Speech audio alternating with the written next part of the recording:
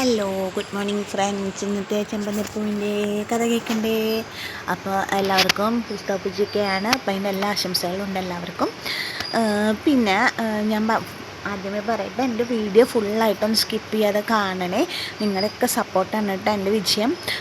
പിന്നെ ഞാൻ ചെമ്പന്നിപ്പൂവിൻ്റെ കഥ പറയണം. അങ്ങനെ രേവതി ഇന്നത്തെ ചെമ്പന്നിപ്പൂവിൽ എന്താണെന്ന് വെച്ചാൽ ഹൈ ടോപ്പിക് എന്താണെന്ന് വെച്ചാൽ ശ്രുതി 5 ലക്ഷം രൂപ സ്വന്തം മണ്ടത്തരം കൊണ്ട് കളഞ്ഞു കുളിച്ച ശ്രുതി ചന്ദ്രമതിയുടെ കാല് വന്ന് പിടിച്ച് കെഞ്ചുന്ന അവസ്ഥയാണ് ഇന്നത്തെ. അതായത് എല്ലാം നഷ്ടപ്പെട്ടവനെ പോലെ ശ്രുതി വന്ന അമ്മേൻ്റെ അടുത്ത് സഹായം ചോദിക്കുന്ന ഒരു സിറ്റുവേഷനാണ് ഇന്നത്തെ ചെമ്പന്നിപ്പൂവിൽ.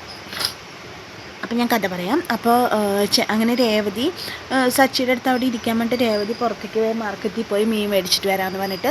അപ്പോൾ സച്ചി പറയല്ലോ, കുട്ടികളെ പോലെ പോണ ഞാൻ കൊച്ചു കുഞ്ഞിനെ പൊക്കോളാം, എന്തിങ്ങനെ പറയാം, ഞാൻ കൊച്ചു കുട്ടിയൊന്നല്ലല്ലോ സച്ചിയേട്ടാന്നൊക്കെ പറയുമ്പോൾ രേവതി പറഞ്ഞിട്ട് പോകുമ്പോൾ സച്ചി പറയണല്ലോ, കൊച്ചു കുട്ടിയൊന്നല്ല രേവതി, പക്ഷെ നിൻ്റെ വയറ്റിലൊരു കൊച്ചു കുട്ടി ഉണ്ടല്ലോ, അതുകൊണ്ട് പറഞ്ഞില്ലാന്ന് പറയണ്ടല്ലോ സച്ചി തന്നെ. എന്നിട്ട് അത് കഴിഞ്ഞ് സച്ചി ഈച്ചേനെ വിളിക്കാൻ, ഈച്ച വിളിച്ചിട്ട് എന്താണ് ഈച്ച വിശേഷം എന്നൊക്കെ ചോദിക്കുമ്പോൾ നീ ഇന്ന് വരുന്നില്ലേ ചോദിക്കുമ്പോൾ പറയും, ഈച്ച ചോദിക്കുമ്പോൾ പറയില്ല ഞാൻ വരുന്നില്ലടാ, എന്ന് എൻ്റെ അടുത്ത് പുറത്തേക്ക് ഇറങ്ങരുത് എന്നാണ് ഓർഡർ, അപ്പം ഞാൻ ഇന്ന് വരുന്നില്ല, ഞാൻ ഇന്ന് ഇവിടെ ഇരിക്കുകയാണ് പറയും.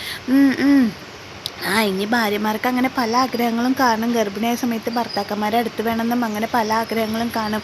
എന്തായാലും നീ അവളെ വിഷമിപ്പിക്കുകയൊന്നും വേണ്ട, അവളുടെ അടുത്തിരിക്കുക കേട്ടോടാ, ഒരു അച്ഛനാവാൻ പോകുന്നവനെ എന്നൊക്കെ ചോദിച്ചിട്ട് ഈച്ച കളിയാക്കുമ്പോൾ സച്ചി ഇങ്ങനെ സന്തോഷം കൊണ്ട് ഇങ്ങനെ എന്താ പറയുക, അങ്ങനെ തുള്ളിച്ചാടാണ്. ഓക്കേടാ പറയാണ്. അച്ഛനാകാൻ പോകുന്നവനെ എന്താ വിളി എന്നൊക്കെ പറഞ്ഞിട്ട് സച്ചി ഇങ്ങനെ തനിയെ പറയാണ്. അത് കഴിഞ്ഞിട്ട് പിന്നെ കാണിക്കുന്നത് ചന്ദ്രമതിയാണ്. ചന്ദ്രമതി ഇങ്ങനെ അകത്തുനിന്ന് വരുന്ന സമയത്ത് പെട്ടെന്ന്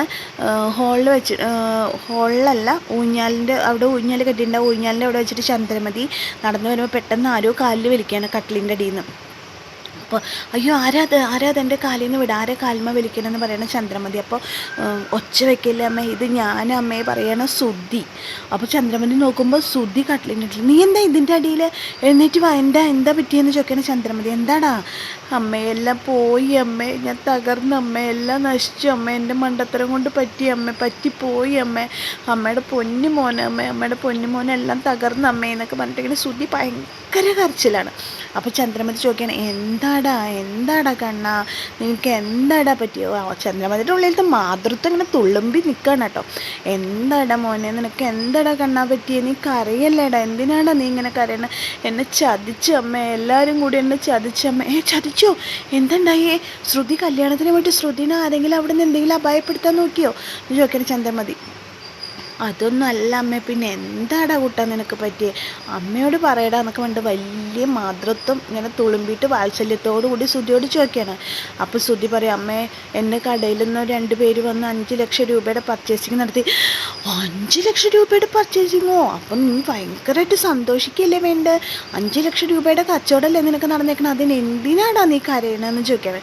അപ്പോൾ ശ്രുതി ഇങ്ങനെ ആലോചിക്കാൻ, 2 പേര് വന്നു, 5 ലക്ഷം രൂപയുടെ പർച്ചേസിങ് നടത്തി, ക്യാഷ് തന്നു, അതിൻ്റെ പിന്നാലെ കുറച്ച് കഴിഞ്ഞപ്പോൾ 2 പേര് വന്നു, ആ ക്യാഷ് ചെക്ക് ചെയ്തു, കള്ളനോട്ടാന്ന് പറഞ്ഞാൽ പൈസ മേടിച്ചിട്ട് പോയി.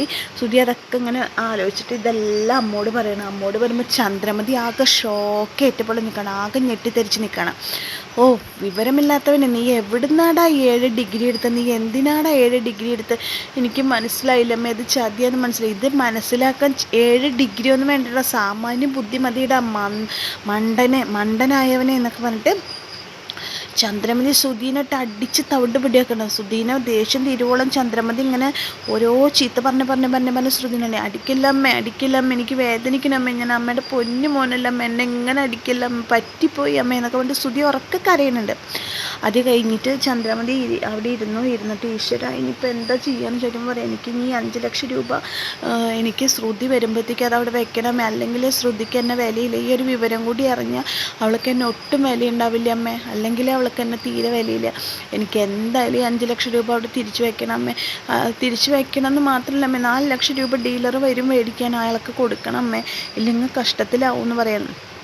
ഇതിപ്പോൾ ഞാനെന്ത് ചെയ്യാനാ അമ്മ? എവിടുന്നെങ്കിലും എനിക്കൊരു 5 ലക്ഷം രൂപ ഉണ്ടാക്കിത്താ അമ്മ. ഞാൻ അമ്മയുടെ കാല് പിടിക്കാം. അമ്മയുടെ പൊന്നു മോനല്ല അമ്മേ, പറ്റിപ്പോയി അമ്മ. ഞാൻ എന്തായാലും അമ്മയ്ക്ക് എവിടെ നിന്നാലും തിരിച്ചു തരാം. അമ്മ ശ്രമിച്ചാൽ കിട്ടായിക ഉണ്ടാവില്ല അമ്മ, ഒന്ന് താ അമ്മേ. അപ്പം ഞാൻ എവിടുന്ന് സുധി നിനക്ക് ഞാൻ 5 ലക്ഷം രൂപ ഞാൻ എവിടുന്ന് എടുത്തു തരും അമ്മേ? നമ്മുടെ ആധാരം പണയം വെച്ചിട്ടില്ലേ അമ്മേ? ആ ആധാരം പണയം വെച്ചാൽ കൂടെ 5 ലക്ഷം. മിണ്ടാതിരുന്നോ നീ? ആധാരം പണയം വെച്ചേന്ന് വീട് പണിക്ക് റൂം എടുക്കാൻ അച്ഛൻ പൈസ കൂട്ടിയെടുക്കാൻ ഇപ്പോൾ സമ്മതിക്കാത്തോളം ഞാൻ. പിന്നെ നിനക്ക് വേണ്ടി അതിന് എടുക്കാൻ പറ്റും? ഒന്നും നടക്കണ കാര്യമില്ല സുധി. ഈശ്വര, എന്തൊരു മണ്ടന എൻ്റെ മക. 7 ഡിഗ്രിയൊക്കെ ഇവൻ ഏത് നേരത്തെ ഇവന് 7 ഡിഗ്രി പഠിപ്പിക്കാൻ തോന്നിയാവോ എന്നൊക്കെ പറഞ്ഞിട്ട് ചന്ദ്രമതി കരയാനാണ്. അമ്മ എന്തെങ്കിലും ഒരു വഴി കാണിച്ചത് അമ്മ. അമ്മ ശ്രമിച്ചാൽ പറ്റും അമ്മ. ഞാൻ കാല് പിടിക്കാം അമ്മ. എന്നെ ഈ അവസ്ഥയിൽ നിന്ന് ഒന്ന് രക്ഷിക്കാമേ. ഞാൻ എങ്ങനെയെങ്കിലും പൈസ അമ്മയ്ക്ക് തിരിച്ചു തരും അമ്മ. കച്ചവടം ആയിക്കഴിഞ്ഞ് ബിസിനസ് ആയിക്കഴിഞ്ഞ് അമ്മയ്ക്ക് ഞാൻ തരാം അമ്മേ പറഞ്ഞിട്ട് കൊച്ചു കുട്ടികളെ പോലെ ഉറക്കെ കരയണ സുധിയുടെ സങ്കടം കണ്ടിട്ട് ചന്ദ്രമതിക്ക് സഹിക്കുന്നില്ല. ലാസ്റ്റ് ചന്ദ്രമതി പറയുന്ന ഒരു കാര്യം ചെയ്യാം, രേവതിയുടെ സ്വർണ്ണാഭരണങ്ങൾ ഇവിടെ ഇരിക്കുന്നുണ്ട്, അതെടുക്കാം. അപ്പം പെട്ടെന്ന് സുധി ചാടി നിന്നിട്ട് പറയും, രേവതിയുടെ സ്വർണ്ണാഭരണങ്ങൾ ഇവിടെ ഇരുന്നിട്ടാണോ അമ്മ ഇത്രയും എന്നെ പറയിപ്പിച്ചത്?